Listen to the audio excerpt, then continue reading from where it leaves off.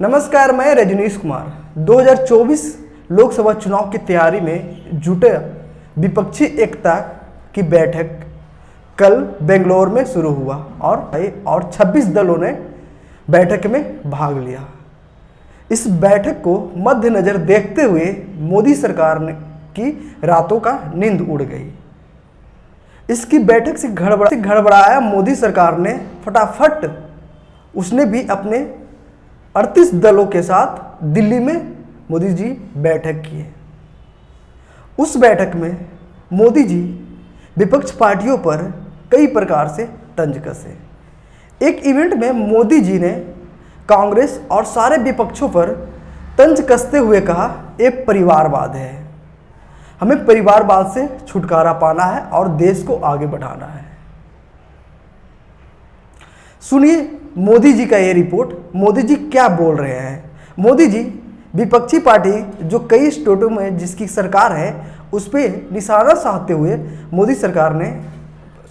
प्रधानमंत्री मोदी जी ने बोल रहे हैं कि वहाँ पे कहीं बाढ़ घोटाला होता है, कहीं करप्शन होता है, कहीं भ्रष्टाचार होता है, कहीं लड़कियों का छेड़छाड़ होता है, कहीं यौन शोषण होता है।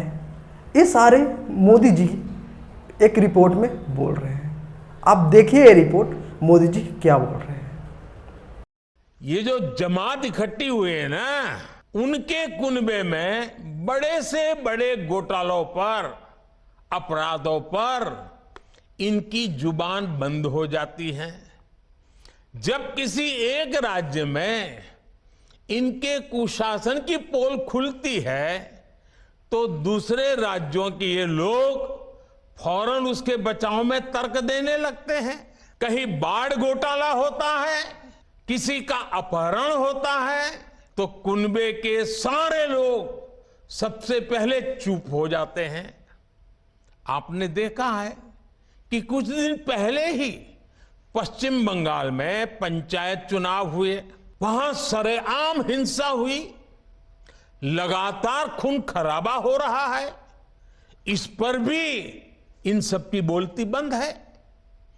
कांग्रेस के, लेफ्ट के अपने कार्यकर्ता वहां खुद को बचाने की गुहार लगा रहे हैं, लेकिन कांग्रेस और लेफ्ट के नेताओं ने अपने स्वार्थ में अपने कार्यकर्ताओं को भी मरने के लिए छोड़ दिया है। मोदी जी को पश्चिम बंगाल में पंचायत चुनाव हुई, चुनाव में हिंसा आज तक याद है। उसमें 1 या 2 जो भी लोग मारे गए उसके लिए मुझे खेद है, लेकिन प्रधानमंत्री को मणिपुर में पिछले 75 दिन से मणिपुर जल रहा है, 150 के करीब लोग मारे जा चुके हैं, लेकिन प्रधानमंत्री मोदी के मुंह से मणिपुर का म तक नहीं निकलता है। जबकि मणिपुर में बीजेपी की सरकार है, वहाँ मणिपुर में बीजेपी के विधायक का घर जलाया जाता है, वहाँ का मंत्री का घर जलाया जाता है, लेकिन प्रधानमंत्री मोदी के मुंह से मणिपुर का म नहीं निकलता है। पश्चिम बंगाल मोदी जी को याद है, लेकिन मणिपुर में दिन से चल रहे हिंसा याद नहीं है। भ्रष्टाचार की इस दुकान में जुटे हुए ये सभी परिवारवाद के कट्टर समर्थक हैं। न खाता न वही, जो परिवार कहे वही सही। लोकतंत्र के लिए कहा जाता है of the people, by the people, for the people, लेकिन इन परिवारवादियों का मंत्र है of the family, by the family, for the family. Family first, nation nothing. डोलों पे कटाक्ष करते हुए कहा कि जितना भी अपना कुनवा बढ़ा रहे हैं ये सारे भ्रष्टाचार में लीन है। मोदी जी कहते हैं of the people, by the people, for the people. Modi ji विपक्ष दलों पे तंज कसते हुए कहा of the family, by the family, for the family. इसका मतलब है परिवारवाद। विपक्षी दलों पे मोदी जी ने परिवारवाद को तंज कसते हुए ये वाक्य कहा है। तो मैं मोदी जी से कहना चाहता हूं कि मोदी जी आपने परिवारवाद पे तो बहुत अच्छा एग्जाम्पल दिया, for the people, by the people, of the people. इसका अपोजिट आपने बनाया, of the people, by the people, और of the family, by the family और फॉर द फैमिली। तो मोदी जी आपके यहाँ भी तो यही है, आपके पार्टी में क्या for the family, by the family और ऑफ द फैमिली का चलन नहीं चल रहा है? अभी स्क्रीन पे आप देख रहे हैं जितने भी इसमें नेता हैं ये सारे बीजेपी के परिवारवाद के नेता हैं। इसमें से कुछ नेता का नाम भी नहीं है, जैसे चिराग पासवान, रामविलास पासवान का बेटा चिराग पासवान, पशुपति पारसनाथ, ये सारे परिवारवाद का एग्जाम्पल है। राजनाथ सिंह का बेटा पंकज सिंह, वसुंधरा राजे, दुष्यंत सिंह। आपके यहाँ भी मोदी जी परिवारवाद चल रहा है, ये मत आप भूलिए कि हमारे पार्टी में परिवारवाद नहीं है। आपने विपक्षी ने 26 दलों के साथ इंडिया बनाया है, लेकिन आप 38 दलों के साथ एनडीए बनाया है।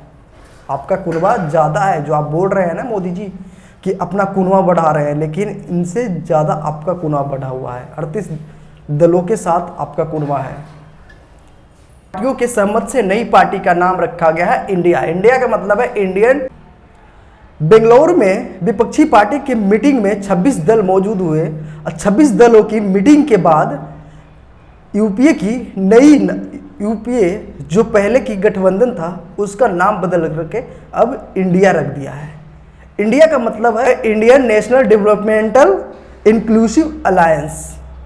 ये यूपीए के नाम बदल करके उसका काम को देखते हुए नया नाम इंडिया रखा गया है। इस पर 26 विपक्षी पार्टियों का सहमति के बाद इंडिया नाम रखा गया है। इन लोगों का मोटो है, इनकी यही प्रेरणा है।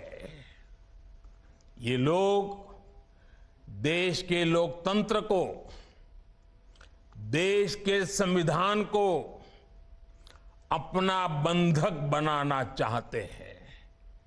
इनके लिए मैं यही कहना चाहूंगा, नफरत है, नफरत है, घोटाले हैं, नफरत है, घोटाले हैं, तुष्टीकरण है, मन काले हैं।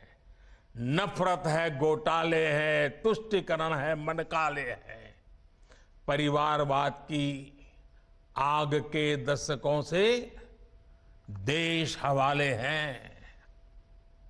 साथियों, इनके लिए देश के गरीब के बच्चों का विकास नहीं, बल्कि अपने बच्चों का, अपने भाई भतीजों का विकास मायने रखता है।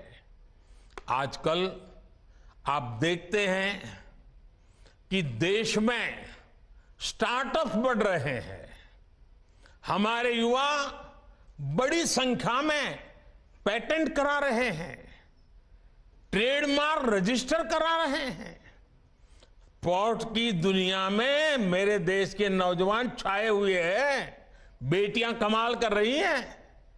ये युवा शक्ति हमारे देश में पहले भी थी, लेकिन इन परिवारवादी पार्टियों ने कभी देश के सामान्य युवा की शक्ति के साथ न्याय नहीं किया। इनकी एक ही विचारधारा है, एक ही एजेंडा है, अपना परिवार बचाओ, परिवार के लिए भ्रष्टाचार बढ़ाओ। इनका कॉमन मिनिमम प्रोग्राम है देश का विकास रोकना, अपने कुशासन पर पर्दा डालना और अपने भ्रष्टाचार के विरुद्ध कार्रवाई को रोकना। अब देखिए, ये जो जमात इकट्ठी हुई है ना, उनके कुनबे में बड़े से बड़े घोटालों पर, अपराधों पर इनकी जुबान बंद हो जाती है। जब किसी एक राज्य में इनके कुशासन की पोल खुलती है तो दूसरे राज्यों के ये लोग फौरन उसके बचाव में तर्क देने लगते हैं। कहीं बाढ़ घोटाला होता है, किसी का अपहरण होता है, तो कुनबे के सारे लोग सबसे पहले चुप हो जाते हैं। आपने देखा है कि कुछ दिन पहले ही पश्चिम बंगाल में पंचायत चुनाव हुए, वहां सरेआम हिंसा हुई, लगातार खून खराबा हो रहा है। इस पर भी इन सब की बोलती बंद है। कांग्रेस के, लेफ्ट के अपने कार्यकर्ता वहां खुद को बचाने की गुहार लगा रहे हैं, लेकिन कांग्रेस और लेफ्ट के नेताओं ने अपने स्वार्थ में अपने कार्यकर्ताओं को भी मरने के लिए छोड़ दिया है। राजस्थान में बेटियों से अत्याचार हो या परीक्षाओं के पेपर लीक हो रहे हो, इन्हें कुछ दिखाई नहीं देता। परिवर्तन की बातें करके जनता से विश्वासघात करने वाले जब करोड़ों का शराब घोटाला करते हैं तो ये कुनबा फिर उन्हें कवर देने लग जाता है। इनका कट्टर भ्रष्टाचार उन्हें तब दिखाई देना बंद हो जाता है जब देश की कोई एजेंसी इन पर कार्रवाई करती है तो उनका टैप रिकॉर्डर शुरू हो जाता है, कुछ हुआ ही नहीं, सब साजिश है, हमें फंसाया जा रहा है। आप तमिलनाडु में देखिए, भ्रष्टाचार के घोटाले के अनेक मामले सामने आ रहे हैं, लेकिन इनके कुनबे के सारे दलों ने पहले ही सबको क्लीन चिट दे दी है। इसलिए इन लोगों को पहचाने रहिए साथियों, उनको जान लीजिए, इन लोगों से सतर्क रहिए भाई बहनों।